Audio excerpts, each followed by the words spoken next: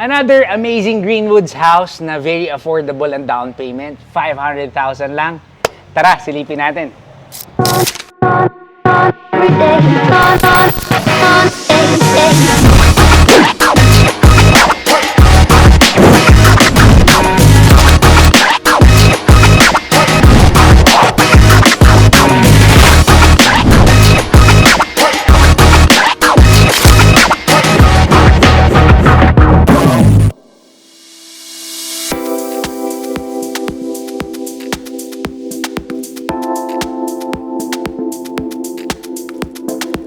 I am RV and we're here inside Greenwoods Executive Village in Pasig/Taytay area. I'm pretty sure nakita nyo na po yung iba naming videos dito. So, this house stands on a 150 square meter lot area with a floor area of 220. 4 bedrooms po ito. Nandito tayo ngayon sa front part of the house. Meron tayong front garden or front lawn. Pero sa ngayon po, turf grass ang nakalagay natin dito. So, pwede po kayo maglagay ng mga plants dito. Maluwag pa po siya. So, if you want to put a dining area here, pwedeng-pwede rin po. And then, going here, this is our parking area or car garage. We have 2 car garage. Kasyang-kasya po dalawa dito. Maluwag. Ang size po nito more or less mga 30 square meters. So, kasya yung van. Pick-up kasya din. Although yung mga Raptor, medyo mas malalaki yun. So, easily can fit SUV and a car. Yan. So, covered na rin siya. Kung mapapansin nyo, ang ganda na nung finishes ng bahay na to. We also have a pathway here. Yan. Pathway to papunta sa ating service area. Sa Kalanay area sa likod. Mamaya makikita po natin yan. So, this is our main door. So, ganda ng solid kulay natin, no? Solid wood main door. Ayan. Ayan. Pasok po kayo. Ayan. So, pagpasok natin, this is our living area or family area. Ay, sorry. This is a living area kasi may family area pa tayo sa second floor. So, interconnected ang ating living tsaka ang ating dining area. So, most likely, dito yung ating TV. So, kung maglalagay po kayo ng L-type couch or U-type couch, pwedeng-pwede po dito. Naka-cove light na rin tayo dito sa ating living area. And then, coming from our living area, this is our dining area. Maluwag din to. Siguro it can house 6 to 8 seater dining table. Actually, madali lang yung 6 to 8 kasi yan, sa tatlong tiles lang 180. So, ibig sabihin, meron na rin po tayong area specifically for your dining table dito. Kaya meron na rin siyang decorative lighting. Coming from our dining area, this is our aesthetic pleasing kitchen area. So, yung mga mahihilig po sa modern, low-key, ang ganda po ng kulay ng ating kitchen. We have a lot of cabinetries overhead, tsaka under the under the counter.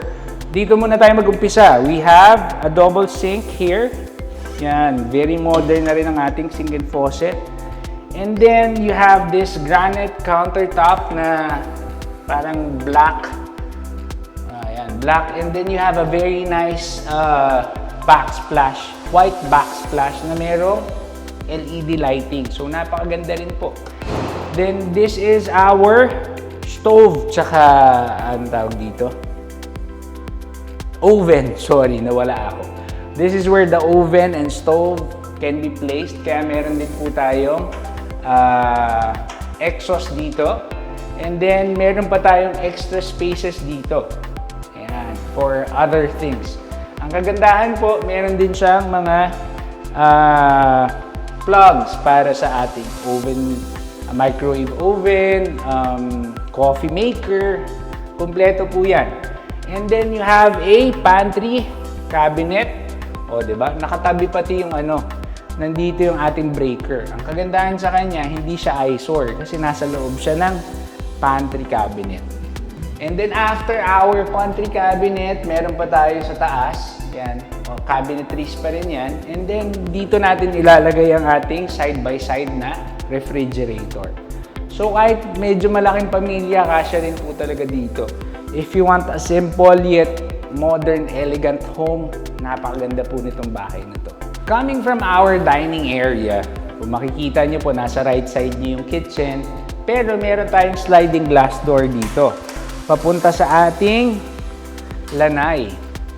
O, di ba? Ang luwag na itong lanay na to. Ang kagandahan pa dito sa lanay na to, it's the back part of the house, pero vacant naman yung likod. So, yung pasok ng hangin, napakaganda. Luwag nito, siguro 2 meters. Oh, mga ganun, 2 meters to, more or less. Yung lapad, tas yung haba niya. So, dito po, pwede kayong maglagay ng round table kung gusto nyo mag-coffee in the afternoon or early morning coffee para you have the natural air and natural light. Tapos, covered pa to. Meron tong sariling bubong. And then, coming from the lanay area, ito na ang ating service area. Ito po ang washer and dryer natin. And then, this can be our dirty kitchen or service kitchen. Kung makikita nyo po, meron pang isang door dito. This goes directly to the main kitchen. So, pwede namang hindi na iikot pa dun sa sliding door. Dito na diretso. Lalo kapag meron kayong mga bisita, syempre, dito yung preparation talaga. Meron pa tayong sliding glass windows dito that connects the dirty kitchen or the service kitchen to the proper kitchen. Abot-abot na lang, di ba? Sobrang convenient niya. And then, of course, isa sa pinaka-importanting parte, lalo sa mga merong bata, meron dapat kayong staff room kasi most likely meron kayong staff or meron kayong mga angels, ang tawag nila sa iba. So, napakaluwag ng ating staff room. More or less to, mga 3.5 meters yung haba. 1.5 yung yung width natin. Yung length is about 3 meters siguro. And 1.5. So, kasya po kahit 2 o 3 big dito. Kasi pag nagkaroon ka ng bunk bed dito, isa, kasya pa ng isa doon. So, 3 single bed or 4 na single bed, kasya. Then, they have their own toilet and bath. Although basic lang yung finishes nitong toilet and bath, medyo maluwag pa rin siya, di ba? You have the sink and faucet, you have the lavatory, you have the basic shower. Meron din windows para may natural exhaust. Ang kagandahan lang, when it's time for them to rest, they can have their peace of mind, di ba? So, after a long day's work, napapagod din yung mga angels natin. Tawag kasi ng ibang client namin, angels. Kasi it makes our house more bearable, di ba? So, sila yung nagpapadali ng buhay din natin. Coming from our service kitchen, ito na ulit ang ating proper kitchen, di ba? Sobrang convenient niya. Yan. So, before we head upstairs, teka, sarado muna natin ito. Before we head upstairs, ang ganda rin ng ang kagandahan dito sa bahay na to. Sobrang classy ng kulay niya. Kung makikita niyo, parang siya dark shade of brown. Tapos you have a glass here. And then meron kang solid wood planks as the staircase. Napakaganda. And all the other colors are white. White, black, and dark brown. So, very modern. This is our first bedroom. So, ito yung nakatapat doon sa ating front lawn. Yan. So, if you have an elderly or kung meron kayong, kumbaga, kung marami kayong anak, yung medyo bigger na kids nyo, pwede dito. So, maluwag din to. Siguro mga 10 to 12 square meters yung mismong size ng ating bedroom. Tapos meron na rin siyang built-in closet na very modern din ang design. Parang knitted yung ano niya, yung pagkakagawa sa kanya. O, di ba? Ang ganda. Ang isa pang advantage of this house is yung mga kwarto natin may AC na. Meron na dito sa ground floor, meron ng split type AC. So, kung ang headboard mo dito, pag nag-headboard ka dito, pwede ka pa rin maglagay ng TV on the other side. Yan. Yun lang.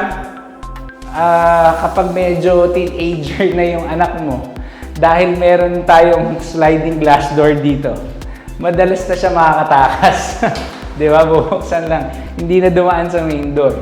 Pero kung elderly naman yun nandito, sobrang ganda for them kasi di ba, pagkagising mo, babagsak yung pinto. Wait, sorry! Yan.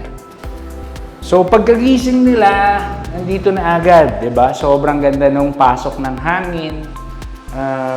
Kasi syempre, mas na-appreciate na talaga ng mga elderly yung mga open spaces. Tapos pag maglagay ka pa ng plants dyan, di ba? Sobrang ganda na.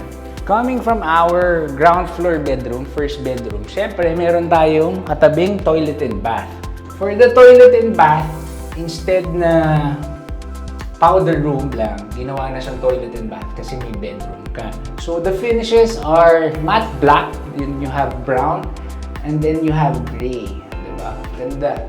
Then you have this wood tiles na, alam mo yun, parang naging accent wall, kapareho rin ng ating flooring.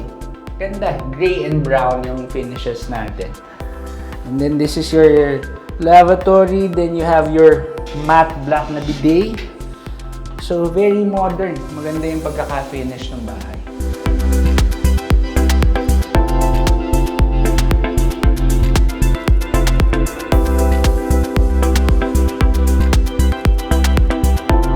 Welcome to our second floor. Kung mapapansin nyo po, sa likod ko, meron na tayong decorative lighting and then you have windows also. So, napakaganda. And then, pag-akyat natin, buksan ko lang tong ilaw.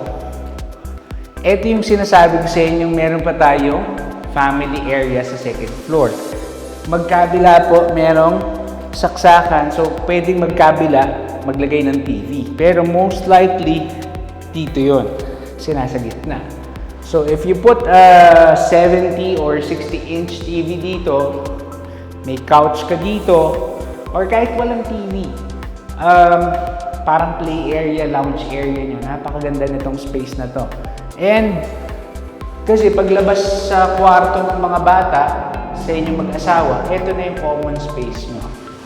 Tapos, meron pa siyang balcony. O, diba? Ang lamig. Ganda rin dito. The biggest advantage of this house is actually its location. Bukod sa napakagandang village po ng Greenwoods, napakalapit po natin sa main road. So, hindi siya katabi ng main road or hindi siya along the main road, pero malapit siya. So, you're very near the coffee shops. There's a, ano ba yun? Animal Bite Center ba yun? Sorry. Medical Center. So, napakalapit natin doon. Tsaka sa But First Coffee and yung mga iba pang establishments dito sa Greenwoods. O, diba? Sobrang convenient. This is our second bedroom. First bedroom sa ating second floor. O, diba? Ang luwag nito. Ang laki po nito.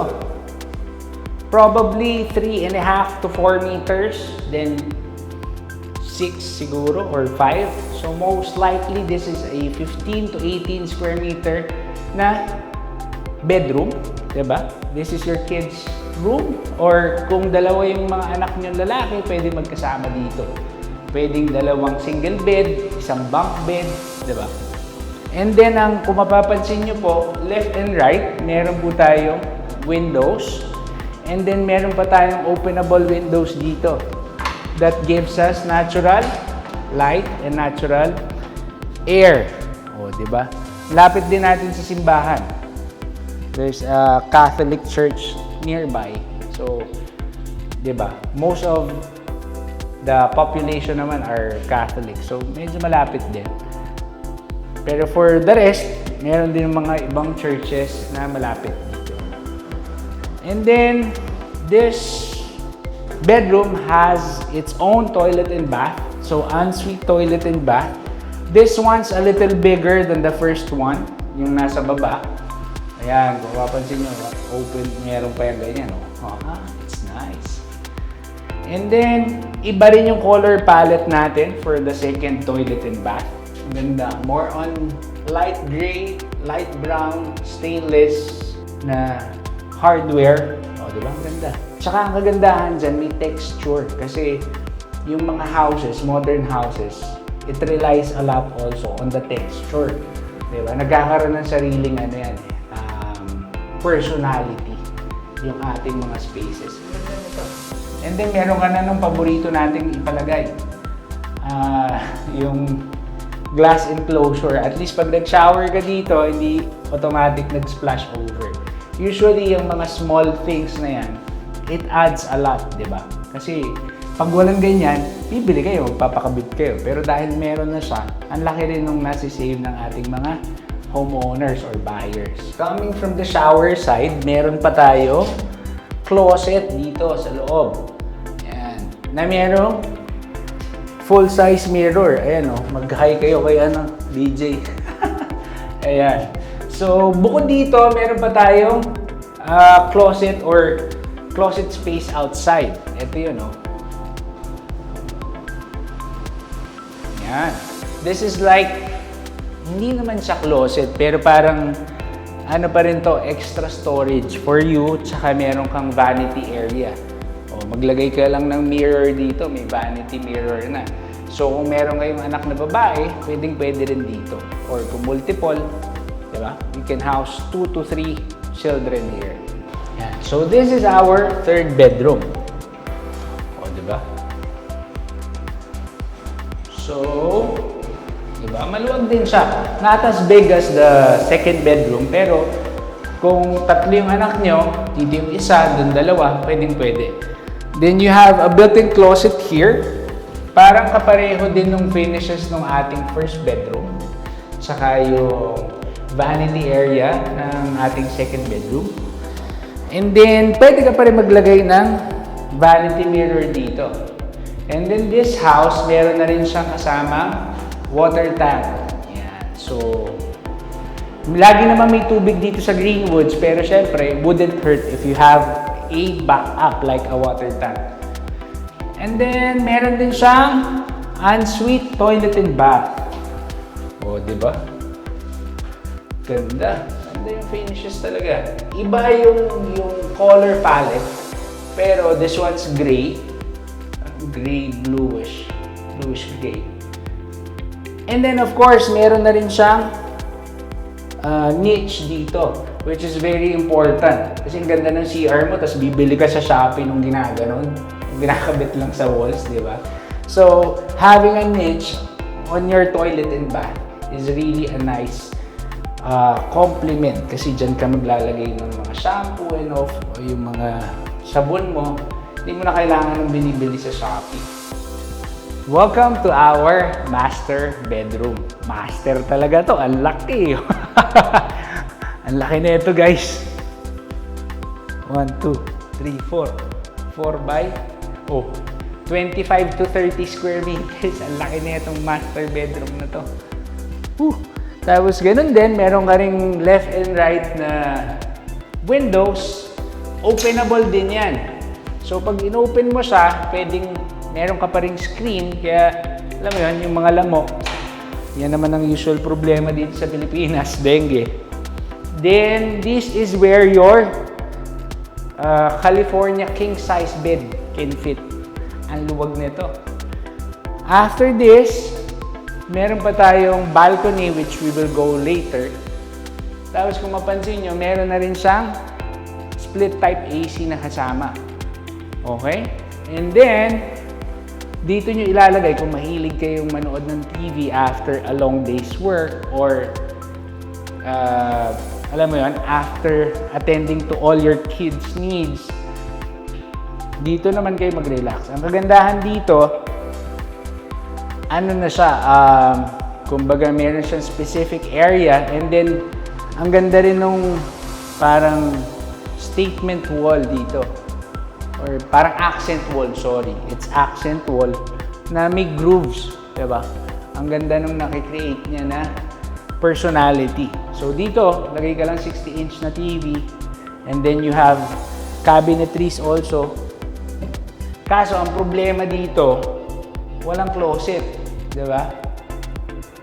Pero meron tayong walk-in closet. Yan. Pinapa-excite lang namin kayo. So, welcome to our walk-in closet, master walk-in closet. O, di ba? Ang ganda na ito. O, nga. Andito yung mga binili mong relos kay paring Hybe. O, di ba? Tapos, andito yung mga alaas ni Macy's. O, di ba? And then, the bags, the shoes, depende na po sa inyo. It's your creativity. Pero ang kagandahan sa kanya, madaming storage. And then, for the bigger bags na medyo mas mabigat, dito yun. Ni Macy's, yung mga Hermes natin dyan. And then, eto ang ating closet space. Yan. Papakita yan ni BJ lahat. Okay, this is for the suits, the dress. Sorry, ito pala yung pang-dress. Yung kanina para sa mga suit, tsaka long sleeves natin mga guys. And then, meron ka pa rin vanity area dito. Only missing is the mirror and a chair. Diba? And then, kadugtong na rin ang ating toilet and bath. Master toilet and bath. O, diba? Kahit nagpe-prepare si Mrs. nandito kayo mga 30 minutes. O, diba? Matagal naman tayo sa CR. Dahil nagbabrowse ka lang naman. Oh. And then you have a big mirror here. Yan. Although single sink siya, pero mas malapad. Mas malaki yung ating sink dito. And then of course, this is our shower area. Iba ulit yung ginamit natin na dito, embossed tiles. Pero it's gray, grayish brown. Ganda. And then of course, the niche, which is very important. Simple lang, simpleng detalye, pero ang laki ng impact nito sa pang-araw-araw nating pamumuhay. Ayan, welcome to our balcony dito sa ating master bedroom. Ang luwag nito, 1 meter, probably 60, ang laki nito, siguro mga 4-5 meters yung length natin by 1 meter. Luwag. Ano po ngayon? It's 9:30 a.m. So, this is a east-facing house. So, ang kagandahan po dito in the afternoon, malamig na po itong area na to. Kasi ngayon, nandito pa yung araw. Pero pag mamaya na, ang sarap na magkape dito sa hapon. 'Di ba? Or, alam mo yun, tambay area lang. Para lang meron kang me time. Quick recap lang tayo guys for this house tour. We're inside Greenwoods Executive Village in Pasig/Taytay area, but technically this house is Taytay area na po. Pero ang kagandahan yan, you can still maximize the Pasig gate along Mercedes Avenue, and then you also have the C6 gate. So this house stands on a 150 square meter lot area with a floor area of 220. It has 4 bedrooms, 4 toilet and bath, 2 car garage, and then of course you have the big staff room. Yan. So the asking price for this property is just 18.5 million pesos. Pero the best part po is the down payment required is just 500,000. Yes, 500,000 po ang down payment, and we will help you with the bank financing. We will also help you process that. So if you have more questions, you can reach us on the number below. You can also follow us on our social media pages, Facebook, Instagram, TikTok, and of course, our YouTube page. Marami pong salamat, and see you on the next one. God bless. Peace.